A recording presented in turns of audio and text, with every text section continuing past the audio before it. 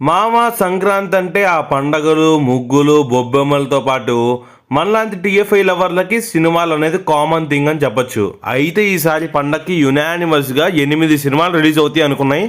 కానీ ఆ 8 సినిమాల్లో ఒక 2 సినిమాలు పోస్ట్ పోన్ అయ్యి 6 సినిమాలు మాత్రం రిలీజ్ అయ్యాయి. అయితే రిలీజ్ అయిన 6 సినిమాల్లో ఏ సినిమా బాగుంది అండ్ ఏ సినిమా నెంబర్ 1 లిస్ట్లో ఉంటుంది, అసలు నిజంగా ఈ సినిమాల్లో సంక్రాంతి విన్నర్ ఏది, ఏ సినిమా కలెక్షన్స్ పరంగా కంటెంట్ పరంగా సంక్రాంతి విన్నర్, అలాగే ఏ సినిమా సంక్రాంతికి ఎక్కువ కలెక్షన్లు కొట్టింది, ఏ సినిమా సంక్రాంతి రియల్ విన్నర్ అనే వాటి గురించి ఈ వీడియోలో తెలుసుకుందాం.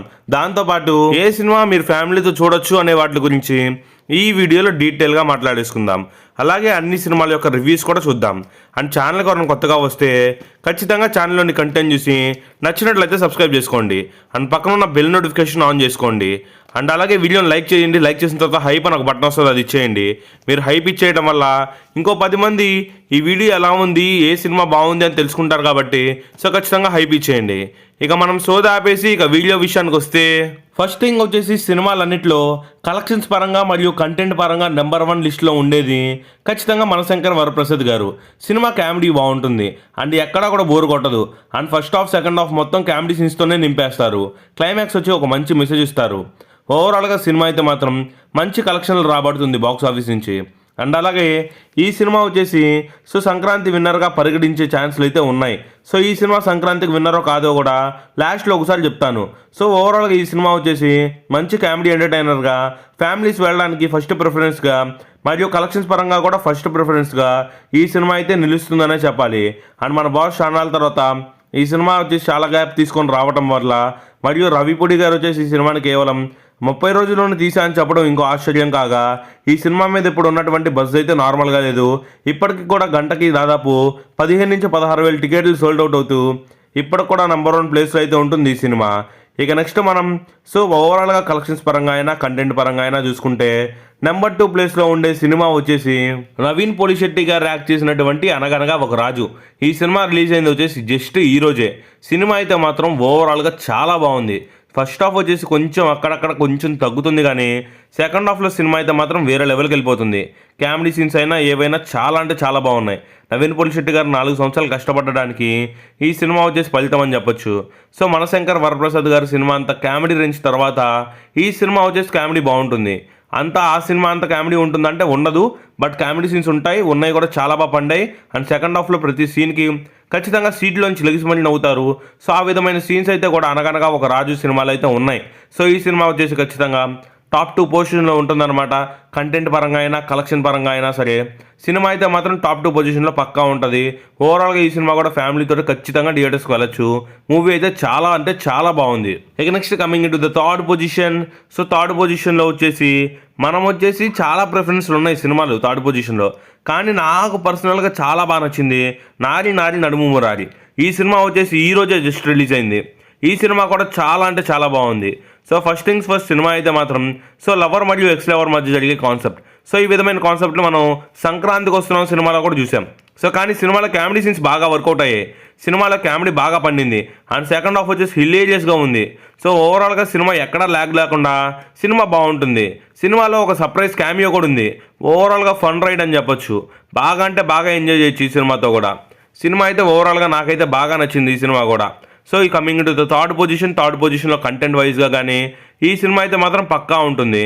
కంటెంట్ వైజ్గా టాప్ 3 పొజిషన్లో వచ్చేసి నారి నారి నడుము మురారి అయితే థర్డ్ పొజిషన్ అయితే పక్కా ఉంటుంది. ఇక next coming to the fourth position విషయానికి వస్తే మనం మెయిన్గా చెప్పాల్సింది భర్త మహాశయులకు విజ్ఞప్తి. రవితేజ గారి లాస్ట్ సినిమాలతో కంపేర్ చేసుకుంటే ఈ సినిమా బాగుందబ్బా. ఈ సినిమా ఫ్యామిలీస్తో చూడొచ్చు. సో అడల్ట్ సీన్స్ ఏమీ లేవు. సో రొమాంటిక్ కామెడీ ఉంటుంది అంతే. సో మూవీలో కామెడీ సీన్స్ బాగా వర్కౌట్ అయ్యాయి. మూవీ ఫస్ట్ హాఫ్ ఒక అరగంట సేపు మనం తట్టుకోగలిగితే దాని తర్వాత సినిమా వేరే లెవెల్కి వెళ్ళిపోతుంది. ఇక సెకండ్ హాఫ్ అయితే చెప్పక్కర్లేదు, సినిమా నెక్స్ట్ లెవెల్కి వెళ్ళిపోతుంది.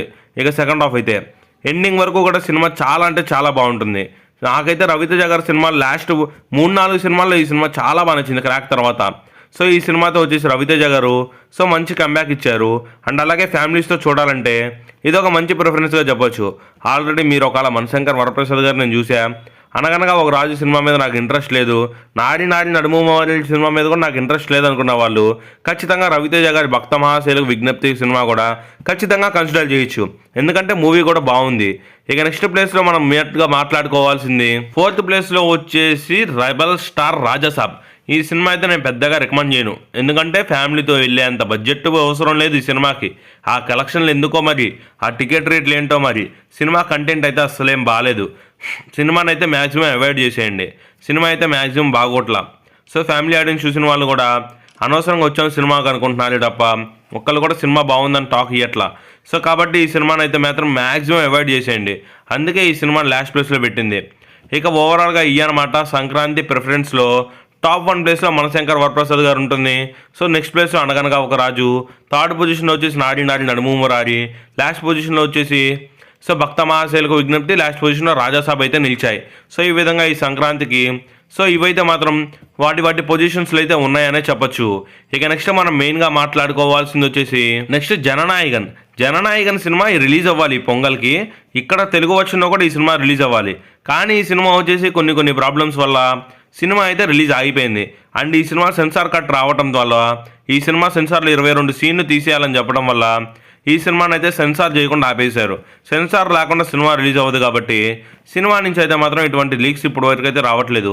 జనవరి 14 అన్నారు, జనవరి 14 కూడా వచ్చేసింది, కానీ సినిమా అయితే రిలీజ్ అవ్వలేదు. సో ఈ సినిమా అయితే మాత్రం మ్యాక్సిమం ఇంకా రిలీజ్ అవ్వకపోవచ్చనే ఇప్పటి వరకు టాక్ నడుస్తుంది. ఈ సినిమా మ్యాక్సిమం వచ్చేసి ఫిబ్రవరిలో రిలీజ్ అయ్యే ఛాన్స్ ఉంది. అంతకుమించి అన్ సీజన్ అనుకుంటే మార్చిలో రిలీజ్ అవుతుంది. ఇలా అనమాట ఈ జననాయకన్ సినిమా పోస్ట్ పోన్ అయింది. ఇదొకటైతే రావాలి. నెక్స్ట్ మెయిన్గా మాట్లాడుకోవాల్సింది వచ్చేసి వాతియార్, అదే అన్నగారు వస్తున్నారు తెలుగులో. ఈ సినిమా కూడా వచ్చేసి పొంగల్కి రావాలి. ఇది కూడా ఈరోజే రిలీజ్ అవ్వాలి. కానీ ఈ సినిమాను వచ్చేసి తెలుగులో రిలీజ్ చేయకుండా ఈ సినిమాను ఓన్లీ తమిళ్లోనే రిలీజ్ చేశారు. ఈ విధంగా ఈ 2 సినిమాలు కూడా పొంగల్కి రావాలి. కానీ ఈ 2 సినిమాలు కూడా మన తెలుగు నుంచి పోస్ట్ పోన్ అయితే చేసుకున్నాయి అనమాట. ఇదైతే మాత్రం అన్ఫార్చునేట్గా పోస్ట్ పోన్ చేసుకున్నటువంటి సినిమాలు. ఇదనమాట ఓవరాల్గా సంక్రాంతికి మాకు నచ్చిన సినిమాలు ప్లస్ కంటెంట్ ఉన్న సినిమాలు. మరి మీకు ఏ సినిమా టాప్ పొజిషన్లో ఉంటే బాగుంటుంది అనిపిస్తుంది, ఏ సినిమా నెంబర్ 1లో ఉంటే బాగుంటుంది అనిపిస్తుంది? నా పరంగా కలెక్షన్స్ పరంగా అన్నిటి పరంగా నెంబర్ 1 అయితే మనశంకర్ వరప్రసాద్, టాప్ 2లో వచ్చేసి అనగనగా ఒక రాజు, టాప్ 3లో నాడి నాడి నడుము మురారి, 4th పొజిషన్లో మన రవితేజ గారి భక్త మహాశైలకు విజ్ఞప్తి, లాస్ట్ పొజిషన్లో వచ్చేసి రాజాసాబ్ సినిమా. మరి మీరు అకార్డింగ్ ఆ పొజిషన్స్ ప్రకారం ఏ సినిమాని టాప్లో పెడతారు, ఏ సినిమాని లిస్ట్లో పెడతారు అనేది ఒక్కసారి 1 2 3 4 ప్రకారంగా మీరైతే మాత్రం మీ అకార్డింగ్ టు మీ ఆర్డర్ ప్రకారం సినిమాలు అయితే మాకు చెప్పండి. మరి చూద్దాం మరి ఎంతమంది ఏ సినిమా టాప్ పొజిషన్లో పెడతారనేది. అండ్ అలాగే ఈరోజు రిలీజ్ అయినటువంటి అనగనగా ఒక రాజు సినిమా కూడా బాగుంది. ఆల్రెడీ ఆ సినిమా రివ్యూ మన ఛానల్లో ఉంది. ఆల్రెడీ నారి నడుము రారి సినిమా రివ్యూ కూడా మన ఛానల్లో ఉంది. ఖచ్చితంగా ఆ 2 రివ్యూస్ కూడా చూసేయండి. ఇది ఓవరాల్గా సంక్రాంతికి మాకు నచ్చిన సినిమాలు. మరి మీకు నచ్చిన సినిమాలు ఏంటో కామెంట్ చేయండి. మళ్ళీ ఇంకో వీడియోతో అయితే కలుద్దాం.